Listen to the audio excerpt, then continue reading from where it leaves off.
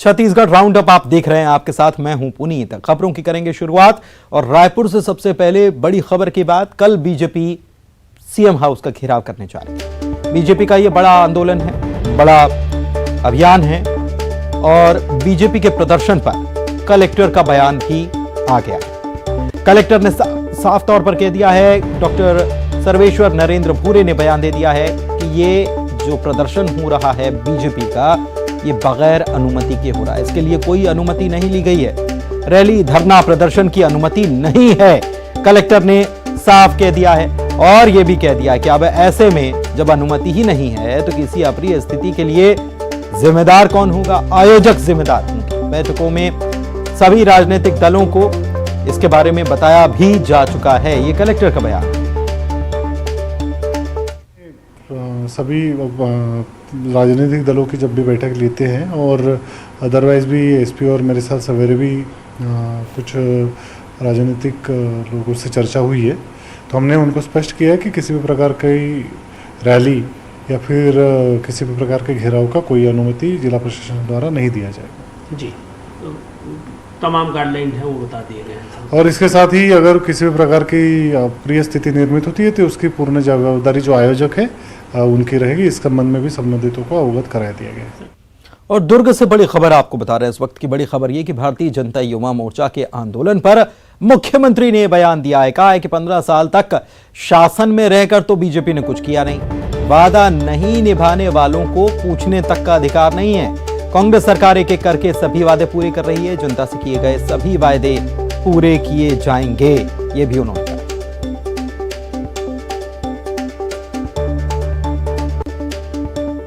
सबसे बड़ी बात यह है कि विपक्ष में उसका आंदोलन करने का अधिकार है, लेकिन ये भी देखना चाहिए उनको कि 15 साल वो सत्ता में रहे और जो वादे यहाँ की जनता से उन्होंने किया था, चाहे नौजवानों से, किसानों से, आदिवासियों से, क्या वो पूरा कर पाए? नहीं कर पाए तो उनको ये अधिकार नहीं है कि इस प्रकार की मांग रखे। और जहाँ तक के छत्तीसगढ़ की जनता हमने जो वादा किया था उसे याद दिलाने की ज़रूरत नहीं है। तो सब काम हम एक एक करके कर रहे हैं। ऋण माफ़ी की याद उन्होंने नहीं दिलाया, हमने किया। 25 रुपये धान देने की बात थी, हमने दिया। 355 रुपया गन्ने की प्रति क्विंटल कीमत देना था, हमने दिया। 350 4,000 प्रति माह बोरा देना था, हमने दिया। बिजली बिल आधा करने की बात कही थी, हमने दिया। 35 किलो चावल हर परिवार को देना, हमने किया। तो सारे वादे हम पूरा कर रहे हैं। सर, जो छत्तीसगढ़ के बचा जो वादे हैं उसे भी पूरा करेंगे, उसे आंदोलन करने की जरूरत नहीं है। दुर्ग से बड़ी खबर बता रहे हैं। सरकारी कर्मचारियों के आंदोलन पर भी सीएम ने मीडिया कर्मियों से बात की है और बयान दिया है। उन्होंने कहा है कर्मचारियों की हड़ताल पर कि हमने जो वादा किया उसे निभाएंगे। अधिकारी कर्मचारी सरकार के फैसले से संतुष्ट जो नहीं मान रहे हैं वो आंदोलन कर रहे हैं। यानी कि 6% डीए जो बढ़ाने की बात कही है और सरकार ने 6% डीए बढ़ा भी दिया है, लेकिन कर्मचारी 12% पर अड़े हुए हैं। तो ये भी उन्होंने कहा है कि 6% हमने बढ़ा दिया और कुछ कर्मचारी इससे संतुष्ट हैं भी। जो नहीं मान रहे हैं वो आंदोलन करने पर अड़े हुए हैं। वो अपना काम कर रहे हैं, हम अपना काम करेंगे। तो अपना काम करने के मायने बहुत सारे हो सकते हैं। हो सकता है कि सरकार या तो बातचीत करे या फिर सख्ती दिखाए।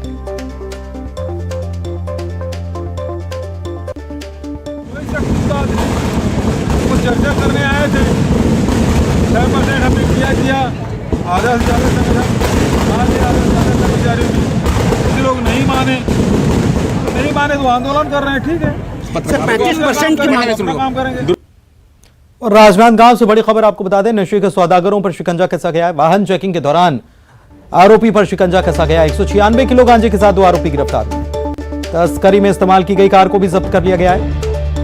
नेशनल हाईवे 53 पर पुलिस ने यह कार्रवाई की।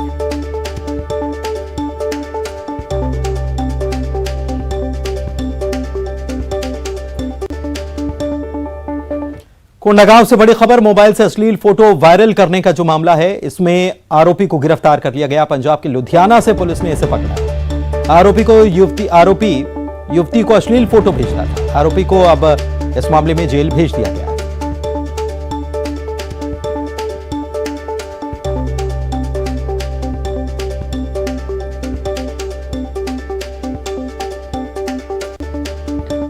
वहीं बलरामपुर से खबर है, यहां पर लापता बच्चा हो गया था जिसके बारे में पुलिस को खबर की गई और पुलिस ने आखिरकार बच्चे को खोज निकाला और 24 घंटे के भीतर ही पुलिस ने बच्चे को बरामद कर लिया है, उसे खोज लिया है। ऑपरेशन मुस्कान के तहत बच्चे को ये ढूंढा गया है। रायपुर के आमा नाका से बच्चा बरामद हुआ है। पुलिस ने परिजनों को बच्चा सौंप दिया।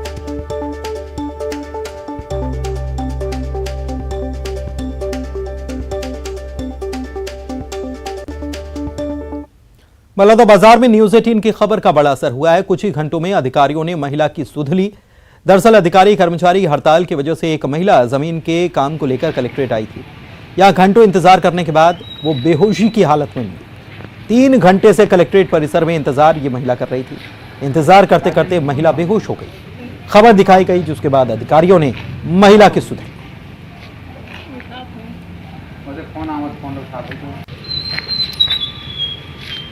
उल्टी लागत है, पेट एकदम खिंडोलत मोर आँखें झमझम मुंडा।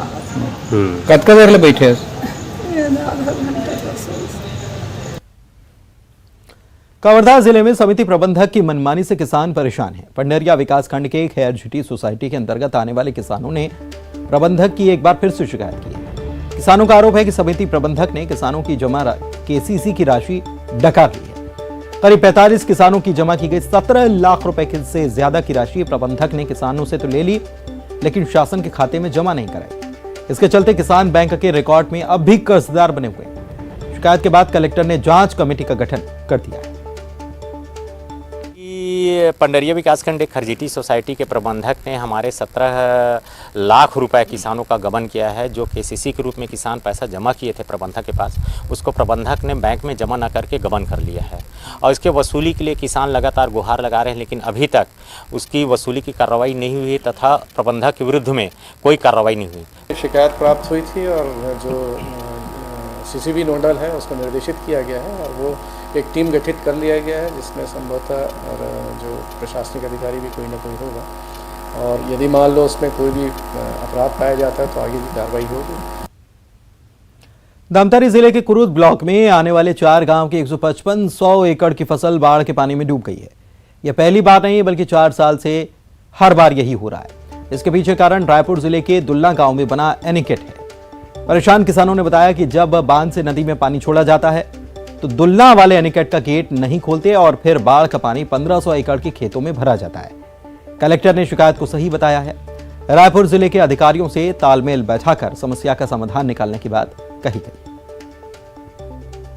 एक तो बताया सर 4 साल 5 साल हो गया सर, हम लोग को अवगत कराते शासन प्रशासन। जब से डुन्ना डैम बना है, डुन्ना एनीकट, तब से कठौली, धुमा और परसट्ठी, 4 गांव पूरा नदी नाले के जो किनारे हैं वो फसल ही नहीं हो पा रहा है सर। नुकसान 5 साल हो गए साहब, 5 साल हो गए। वो दुन्ना एनीकट के नाम से पानी जाम हो जाते, पूरा धान मन गल गए हैं। अभी आप कितना खर्च कर चुके थे सर? होकर पूरा खर्चा हो गया, रोपाई हो गया, खातू दवाई सब डाल रहे। खबर कोरबा से पोड़ी उपरोड़ा ब्लॉक के पनगवा गांव में डायरिया ने अपने पैर पसार लिए। उल्टी दस्त के कारण यहां एक आदिवासी दंपति की मौत हो गई। 10 ग्रामीणों को पसान और पोड़ी उपरोड़ा के सरकारी स्वास्थ्य केंद्र में भर्ती कराया गया है। इनमें से 2 की हालत नाजुक है। ग्रामीणों का कहना है कि गांव में पानी की सुविधा नहीं है। लोग पीने के लिए नाले के पानी का इस्तेमाल करते हैं। स्वास्थ्य विभाग को खबर मिलने के बाद विभागीय अधिकारी मौके पर पहुंचे। उल्टी दस्त से पीड़ित लोगों का उपचार शुरू किया गया। कहाँ तबियत खराब हुई? अच्छा, उल्टी झड़नी से कितना दिन से होते?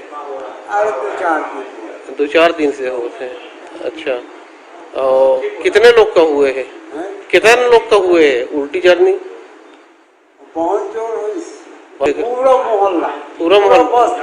पूरा बस्ती और कोई खत्म भी हुए हैं क्या?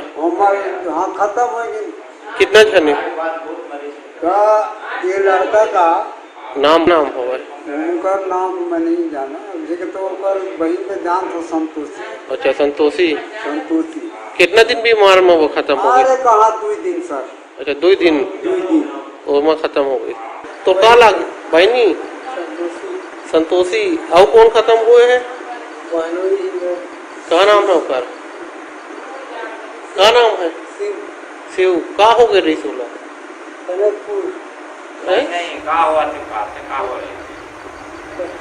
उल्टी रहे अच्छा उल्टी और झरनी ले कितना दिन ले बीमार रही कितना 12 घंटा बालोद जिले के आमाडुला में करोड़ों की लागत से अधूरे पड़े आम बहरा बांध की दीवार टूट गई, जिसके कारण दीवार का मलबा और बांध का सारा पानी किसानों की फसलों तक आ रहा है। सैकड़ों एकड़ की फसलें खराब हो रही हैं। 2 दिनों से बांध की दीवार टूटने की जानकारी के बावजूद कोई प्रशासनिक अमला अब तक नहीं पहुंचा हुआ है। आपको बताएं कि 25 साल से बांध का निर्माण अधूरा है। इस बार तेज बारिश में यह दीवार टूट गई।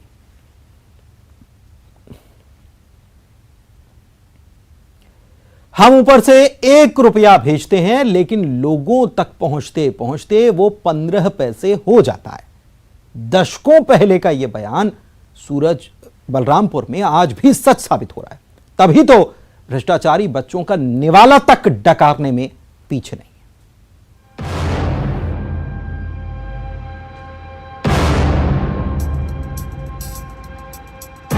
जिसे आंगनबाड़ी में पहुंचना था, जिससे बच्चों को पोषण मिलना था, जिससे कुपोषण से जंग जीती जा सकती थी, सरकार की तरफ से बच्चों के लिए भेजे गए उस निवाले को महज कुछ मुनाफे के खातिर दबा कर रख लिया गया था। अमानत में खयानत का यह मामला बलरामपुर से लगे जतरो पंचायत में सामने आया। थोड़ा सा नहीं, 1, 2, 5, 10 भी नहीं, बल्कि पूरी 160 बोरी।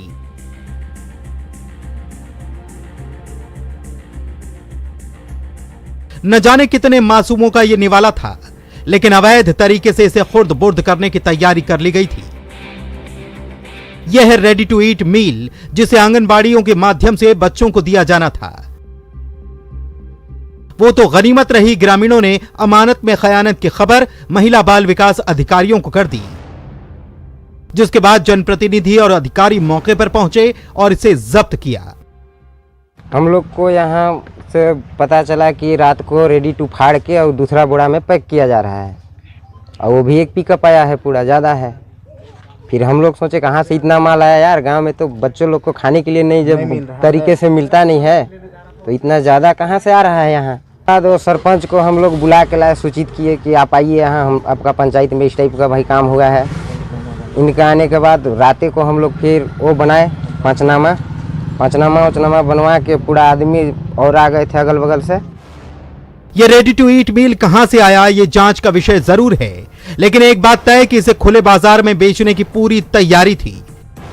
तभी तो अवैध भंडारण के बाद पैकेट्स को फाड़कर बड़ी बड़ी बोरियों में भरने का काम भी चल रहा था। मैं बधाई देना चाहूँगा भैया उन पूरे यहाँ के युवाओं को जो रात के 1 बजे तत्परता दिखाते हुए संबंधित अधिकारियों को सुबह सभी को यहाँ पे बुलाया गया है, और जो महिला बाल विकास के जिले के जो प्रमुख हैं कार्यक्रम अधिकारी, उनकी खुद उपस्थिति में यहाँ पे पंचनामा बना है। ये रेडी टू ईट का इतना बड़ा खेप कहाँ से आया, किसके माध्यम से आया, ये अभी जांच का विषय है। और सभी ग्रामवासियों की तरफ से, सभी जनप्रतिनिधियों का, हम सबका ये मांग है जिला प्रशासन से कि इसमें जो भी इसमें लिप्त है इस कार्य में, उसके खिलाफ कठोर से कठोर कार्रवाई करें। अब इस मामले में बीज निगम को महिला बाल विकास विभाग के अधिकारी JR प्रधान ने कार्रवाई के लिए पंचनामा रिपोर्ट देने के लिए कहा है। इस मामले पर स्थानीय जनप्रतिनिधियों ने भी कार्रवाई की मांग की है। छत्तीसगढ़ शासन के द्वारा रेडी टू ईट फूड वितरण किया जा रहा है। शासन के गाइडलाइन के अनुसार रेडी टू ईट उत्पादन करके आंगनबाड़ी केंद्र तक पहुंचाने की जिम्मेदारी कृषि एवं बीज विकास निगम की है। और चूँकि आज ये प्रकाश में आया है, जतरो ग्राम है, यहाँ 160 बोरा रेडी टू ईट फूड कहीं से आया था, उतार के इनके द्वारा खाली करके दूसरे बैग में भर रहे थे। तो पंचनामा तैयार किए हैं और ये कॉपी मैं बीज विकास निगम को भेज दूंगा। चूँकि हमारे अभी कस्टडी में नहीं आया था, इसलिए आगे की कार्रवाई बीज विकास निगम के द्वारा। बच्चों के निवाले में घालमेल का यह मामला बताने के लिए काफी है कि आज भी गरीबों के लिए ऊपर से योजना के तहत जो पैसा या राशन भेजा जाता है, नीचे आते आते कैसे उसे भ्रष्टाचार की दीमक अपना निवाला बना लेती है।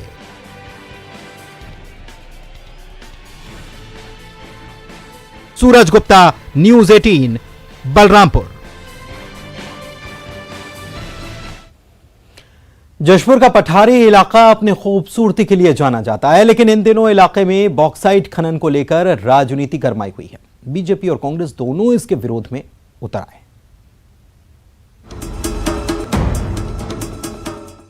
जशपुर जिले के पठारी क्षेत्रों में बॉक्साइट के प्रचुर भंडार हैं और इसका समय समय पर सर्वेक्षण किया जाता है। लेकिन इस बीच बगीचा विकास खंड के सधरापाठ में Chhattisgarh mineral development corporation limited यानी कि सीएमडीसी की ओर से 22 सितंबर को बॉक्साइट उत्खनन के लिए जन सुनवाई का पत्र जैसे ही सामने आया, जिले की राजनीति गर्मा गई। बीजेपी ने जहां इसके विरोध में बड़े आंदोलन की रणनीति तैयार की है और प्रदेश सरकार पर आरोप लगाए हैं। लोग खेती किसानी कर रहे हैं, लाखों टन यहाँ आलू का उत्पादन हो रहा है, टाऊ का उत्पादन हो रहा है, यहाँ मिर्ची का उत्पादन हो रहा है, टमाटर का उत्पादन हो रहा है। किसान यहाँ रोजी रोटी बढ़िया से कमा रहे हैं, खा रहे हैं। और बॉक्साइट आएगा तो यहाँ के किसान और यहाँ के लोग बेघर हो जाएंगे, यहाँ के किसान ज़मीन से बेदखल हो जाएंगे, बॉक्साइट अपना कब्जा कर लेगा। इससे यहाँ के क्षेत्र के लोगों को भारी नुकसान होगा। बिल्कुल बड़ा दुख का विषय है जो सूचना हम लोगों को मिली कि 22 सितंबर को जन सुनवाई हो रही है। मैं आपको बताना चाहूँगा, मैंने लोगों से बात की है, लोगों का ज़बरदस्त विरोध है और 29 सितंबर को बड़े ज़ोरदार रूप से इसका विरोध होगा। आवाम जो चाहेगी, आवाम ये चाहती है जशपुर में कि जशपुर हरा भरा रहे, जशपुर को कोई छेड़े ना। आवाम का ये मतलब सोच है। आज हम लोग जनता के साथ में हैं, भारतीय जनता पार्टी, और जनता इसका पुरजोर विरोध करेगी, ऐसा हम लोगों के पास भी खबर आ चुका है। वहीं बॉक्साइट खनन का कांग्रेस के जनप्रतिनिधि भी विरोध कर रहे हैं।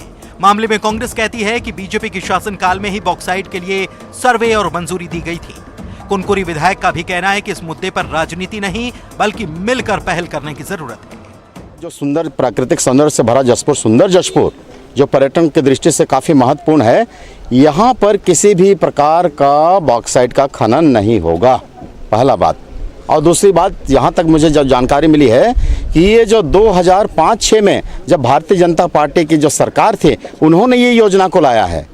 आज वो उनका जो चाल और चरित्र, जो दोहरा नीति है, वो सामने दिखाई पड़ रहा है। जनता के सामने से जो खुल के आ रही है बात कि यहाँ पर ना हम जन सुनवाई लगने देंगे, ना किसी प्रकार का बॉक्साइट या किसी भी प्रकार का उद्योग हम नहीं लगने देंगे। जशपुर जिले को बचाना हम सबका कर्तव्य होना चाहिए। जशपुर जिले को बचाने को लेकर के और जशपुर जिले की समृद्धि को बचाने को लेकर के हमें किसी प्रकार की राजनीति नहीं करना चाहिए। हमें हर एक को मिलजुल के जशपुर जिले को बचाने की आवश्यकता है।